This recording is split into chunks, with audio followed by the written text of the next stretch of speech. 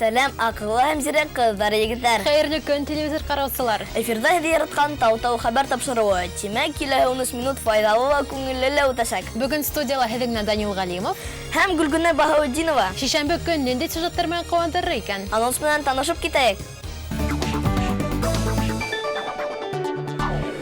Таланттар йондоҙлоғо бәйгеһенең еңеүсеһе кем? Биология менән ҡыҙыҡһынған уҡыусылар өсөн ниндәй сара үткән? Тамыр селтәре хәбәрселәре ниндәй яҙма ебәргән? Ошо һәм башҡа шәп һорауҙарға яуапты бөгөнгө Тау-Тау хәбәрҙә бергәләп эҙләйек, дуҫтар. Беҙҙең менән ҡалығыҙ. Ҡыҙҙар, егеттәр, һеҙҙең ниндәй яңылыҡтарығыҙ бар? Нимәләр менән шөғөлләнәһегеҙ? Йәйҙе нисек ҡаршыланыгыҙ? Ҡайҙа ял итәһегеҙ? Ауылға өләсәй олатайыңа ҡайттыңмы, әллә лагерҙа ял итәһеңме? Ошо һәм башҡа шәп яңылыҡтарығыҙҙы беҙгә лә яҙып ебәрегеҙ. Бәйләнештә сайтындағы төркөмөбөҙ һеҙҙең өсөн һәр ваҡыт асыҡ. Тик тамыр һәм Гаратау хэштегтарын ҡулланырға онотмағыҙ. Килгән яңылыҡтарығыҙҙы беҙ киләһе эфирҙарҙа мотлаҡ уҡып ишеттерербеҙ. Эйе, ә беҙ үҙ сиратыбыҙҙа яңылыҡтар менән таныштыра башлайбыҙ. Йәмле йәйҙең беренсе айының 4 көнө үтеп тә бара. Ваҡыт аҡ буҙатта елә. Каникулдар булғас, ҡыҙыҡлы саралар да йыш үтеп тора. Эйе, ә эфирыбыҙҙы шәп яңылыҡтан башлайыҡ. Ошо көндәрҙә Һарытау ҡалаһында Бөтә Рәсәй студент яҙы фестивале тамамланды. Эйе, унда илебеҙҙең төбәктәренән 3600 студент төрлө номинацияларҙа ярышты. Беҙҙең мөхәррир Гөлгөнә Баһаутдинова һәм Өфө университетының медиа студияһы етәксеһе Илюза Ғиләжетдинова видео буйынса еңеүселәр. Афарин! Ҙур рәхмәт. Ысынлап та беҙ ныҡ-ныҡ көткәйнек, ышанғайныҡ һәм бына нисек килеп сыҡты. Рәхмәт, Данил. Шулай уҡ 1 июнь балаларҙы яҡлау һәм һаҡлау көнө үтте. Ой, был байрам айырыуса тамашаларға бай булды. Эйе, балаларҙы яҡлау көнөндә Башҡортостан концерт залында Ар-Ҡоролтай балалар 4-нсе мәҙәни форумы уҙҙы.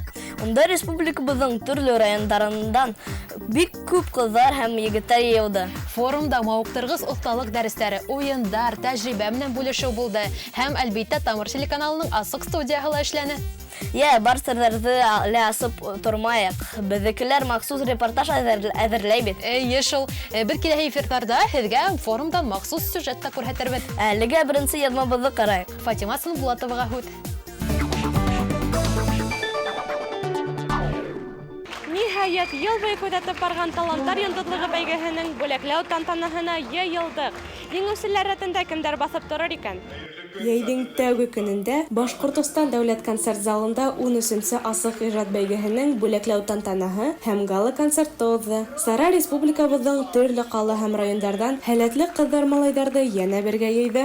Балалар төркөләп катнаштылар. Балалардан да бигерәк ата-әсәләре уларҙы поддерживать иттеләр инде. Шуның өсөн дә бик зур рәхмәт. Еңеүгә әҙерәк ышанайныҡ, но барыбер көслөрәк булырға кәрәк, һәйбәтерәк әҙерләнергә кәрәк. Барыбер ҡайҙалыр идеалға етмәй. Барыбер артабан тырышырға кәрәк, но 3-нсе урынға ла беҙ бик шатбыҙ. Байрам бүләкләү тантанаһынан башланып китте. Йыл буйына барған конкурсҡа йомғаҡтар яһанылар. Сарала был юлы 5 йәштән алып 12 йәшкә тиклемге 300-гә яҡын балалар һәм үҫмерҙәр ҡатнашты. Улар барыһы ла 9 номинациялы үҙ-ара көс һынашты. Жюриға иң-иңдәрен һайлап алыуы еңел булмағандыр. Мин бүген сәхнәгә килдем награждение алырға. Шат. Хәзер без магазинға китәбез. Безгә минең старший сестрәгә абайга подарок алырға. Миңә лә Сәлимәгә ла. Таланттар йондоҙлоғо 2024 бәйгеһенең төп еңеүсеһе 8 йәшлек Милана Рыбалкина. Ул ишаралар ярҙамында йырлау жанрында сығыш яһап, барыһын да таң ҡалдырҙы. Афарин, Милана! Был бәйге йыл һайын үткәрелеп тора. Һәләтле, көслө алдынғы ҡыҙҙар-малайҙарҙы берләштерә. Таланттарҙың юҡтар сиктәре. Бәйге тамам, еңеүселәрҙе ҡотлайбыҙ. Тик беҙ оҙаҡҡа хушлашмайбыҙ. Киләһе йыл ошо уҡ сәхнәлә яңы йондоҙҙар балҡыр. Осрашканга тиклем. Фатима Сынбулатова, Эдуард Гайнанов, Талтау хәбәр өчен. Хәбәрсебезгә сюжет өчен зур рәхмәт. Шәп язма. Дусларыбызга артабан да зур уңышлар теләйбез. Иңүләрегез күп булһын. Әйе, әбет Талтау хәбәрдә артабан өябез. Киләһе хәбәр мин башкортса һөйләшәм фестивале турында булыр. Был шәп сара 1 июнь баш калабызның арт квадрат майданында үтте. Ой, нимәләр генә булманы унда. Әйе, арт квадрат биләмәһендә төрле зоналар эшләнде. Мәсәлән, балалар һәм уларның ата-әсәләре өчен тел лабораторияһы майдансыгы, башкорт телендәге музыкаль һәм шигъри батлдар зонаһы. Шулай ук иң бәләкәйҙәр өчен башкорт аниматорлары менән уен зонаһы. Миңа иң ныгы милли уендар белән бәйле майдансыгы охшаны. Ә һиңә? Ә миңә Тамыр телеканалының концерты, кызлар малайҙар бик шәп сығыштар әҙерләгән. Туган телебеҙҙә йырланылар. Әйе, ә кискә табан сәхнәлә билдәле артисттар булды. Мәсәлән, Тимур Ямалов, Бүреләр төркеме, хатта Мәскәүдән Гәлсәр Байгускарова, ә Таиландтан РНТ кайтып иткән. Ого, кызлар егеттәр, ә һеҙ был фестивальдә катнаштығыҙмы? Тәэҫүраттарығыҙ менән бүлешегеҙ. Фото һәм видеолар төшөрҙөгөҙмө? Беҙгә лә ебәрегеҙ. Әлегә киләһе яҙманы ҡарарға ваҡыт. Әйҙә, Рәсүлгә һүҙ. Талтау хәбәр ғилми конференцияла. Бында Өфөнөң иң көсө биологтары бергә йыйылған. Барыһы ла етди. Мин дә ҡатнашырға булдым. Ғилми конференция 2 көн дауам итә. Сара Өфө вуз ара кампусында уза. Сөнки бында эксперименттар үткәрер өсөн махсус лабораториялар урынлашҡан. Конференцияға биология өлкәһендә эшләгән ағай-апайҙар, профессорҙар, уҡытыусылар йыйылған. Улар араһында 45-нче һанлы урта мәктәптең 10-нчы класс уҡыусылары ла бар. Улар биология фәнен ныҡлап өйрәнгән ҡыҙҙар егеттәр. Ни өсөн биология фәнен һайланың? Минем табип булғым килә, ә быйыл мин 11-нче класска күсәм. Шуның өчен миңә биологияны күберәк өйрәнергә кирәк. Менә, поэтому мин монда килдем. Бында нимәләргә өйрән? Иң беренсе безгә лекцияларны укыттылар, опытларны күрсәттеләр. Безгә кампусны күрсәттеләр. Мин әле укышлы гына, шуның өчен миңә әзерәк авыррак булды. Шулай да өйрәнербез. Был конференция генетика темаһы менән бәйле. Зур компанияларда эшләгән эксперттар минең өсөн катмарлы темаларҙы еңел генә аңлаталар. Конференция 2 өлөштән тора. Тәүҙә ҡыҙыҡлы лекциялар тыңланыҡ. Һуңынан белемде нығытыр өсөн махсус лабораторияларға юлландыҡ. Бында генетика өлкәһендә ҡулланылған һирәк ҡорамалдар урынлашҡан. Өлкәндәр төрлө эксперименттар эшләп ҡараны. Беҙгә уҡыусыларға лабораториялар буйлап экскурсия ойошторолдо. Әле ҡатмарлы тәжрибәләр эшләргә саҡ ҡына иртәрәк шул. Бында ҡатмарлы саралар уҡыусыларға кәрәкме? Лично для меня, мне кажется, что... Минең уйлауымса, бындай саралар уҡыусылар өсөн бик мөһим. Сөнки улар төрлө приборҙар менән эш итәләр. Киләсәктә бында алған белемдәр уларға кәрәк буласаҡ. Һәр теләгән кеше был лабораторияға килә аламы? Каждый может сюда попасть. Теләгән һәр кеше лә был конференцияға эләгә ала тип уйлайым. Бары тик биология фәнен яратырға һәм кампуста үткән саралар менән ҡыҙыҡһынып торорға кәрәк. Шуға күрә, әгәр килгегеҙ килһә, сайттарҙы, социаль селтәрҙәрҙе тикшереп барығыҙ. Һиңә нимә нығыраҡ оҡшаны, лекциямы әллә лабораториямы? Больше всего мне запомнилось... Әлбиттә лаборатория. Унда төрлө тәжрибәләр эшләп күрһәттеләр. Иң оҡшағаны центрифугала үткәргән тәжрибә булды. Уның артынан күҙәтеүе бик ҡыҙыҡ. Һауыттарҙа төрлө реактивтар бутап күрһәткәндәре лә ҡыҙыҡһындырҙы. Һәм әлбиттә төшкө аш бик оҡшаны, тәмле булды. 2 көн дауамында барған сара барыһына ла файҙалы булды. Өлкәндәр белемдәрен нығытты. Уҡыусылар генетика тураһында күберәк белде. Лаборатория менән танышты. Конференцияның аҙағында һәр ҡатнашыусыға танытма тапшырыла.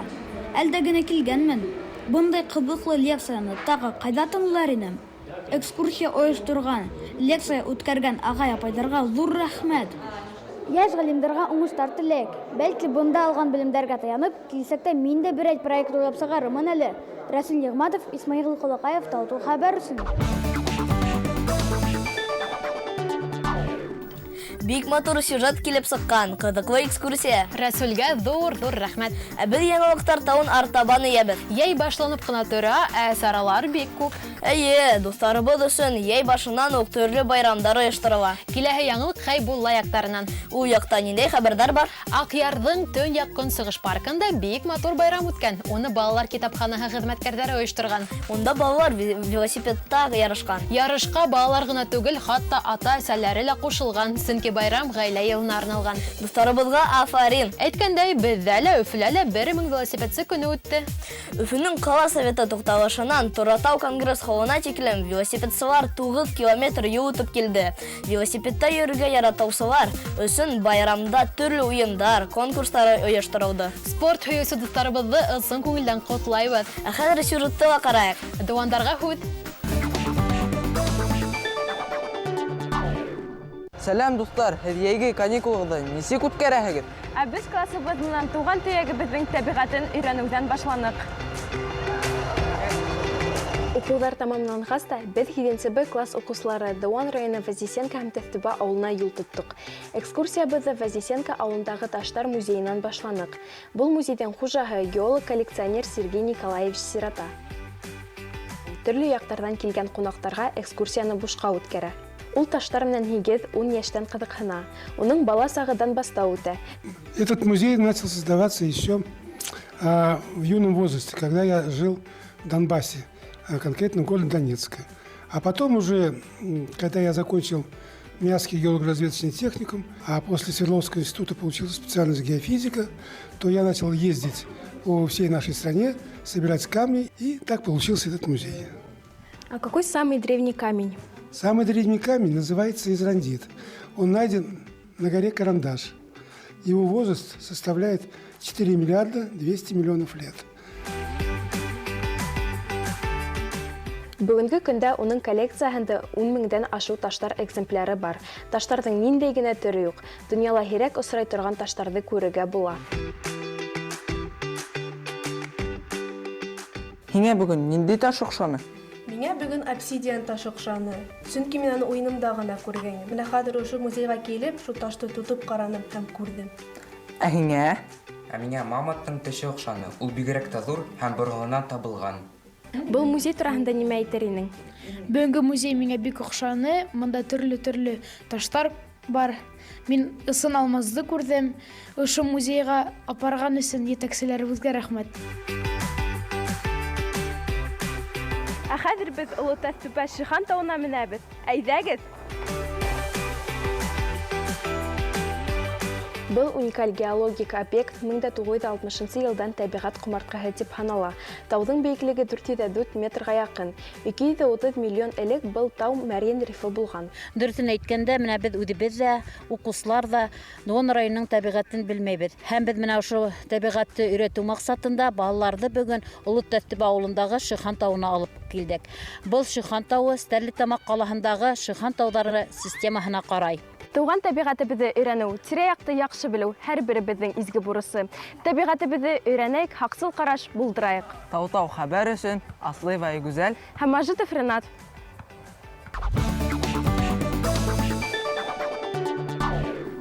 Дыуандарға сюжет өсөн ҙур рәхмәт. Дуҫтар, һеҙгә күтәренке кәйефтәр, матурларҙан теләп, киләһе тапшырыуҙарға тиклем хушлашабыҙ. Һәр минутығыҙҙы файҙалы итеп үткәрегеҙ. Бөгөн һеҙҙең менән Данил Ғәлимов һәм Гөлгөнә апай булды. Ҡыҙҙар, егеттәр, тауҙа хәбәрне бергәләп бейәйек. Һин дә беҙгә ҡушыл. Ҡыуышығыҙ!